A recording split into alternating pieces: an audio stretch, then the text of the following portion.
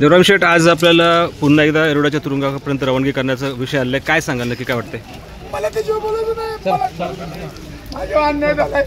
अरे त्या दुःखात मी सहभागी आहे. ते बोलत असं व्हायला नव्हतं लागत, पण मला अटक केली आहे. जनता माझी न्याय देईल. माझ्यावर अन्याय झालाय. अन्याय कुणी केलं नक्की? अन्याय कुणी केलं म्हणायचं नक्की? अन्याय कुणी केलं म्हणायचं नक्की? काय माझ्यावर अन्याय झाला. मी बाहेर आल्यानंतर बोलेल. मला तर ते बोलायचं नाही. पण ज्याचा मृत्यू झालाय, ते दुःखात घटना घडल्या. अशी त्याची घटना नव्हती व्हायला लागत. तो एक माझा मुलगा आहे. आणि मी सुटल्यानंतर माझा जामीन झाल्यावर मी त्याच्या घरी जाऊन मी त्याला मदत करणार आहे. विरोधकांनी राजकारण करू नये. विरोधकांना माझी विनंती आहे, राजकारण करू नका. मी जामीन सुटल्यानंतर मी त्याच्या घरी जाऊन त्याला मदत करणार आहे.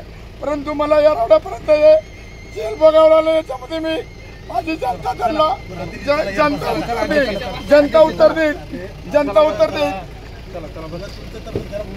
जनता उत्तर देईल. मला हे माझ्यावर अन्याय झाला. मी त्याच्या घरी जाऊन त्याला मदत करणार आहे. माझं कुटुंब घरी झालंय. माझ्या कुटुंबावरती त्यांनी अन्याय केलाय. तिने माणूस उडवला आणि माझ्यावर गुन्हा दाखल केलाय. माझ्यावर सगळं यंत्रण आहे. मी जनतेला सांगून देतो, याचा बदला जनता घेईल.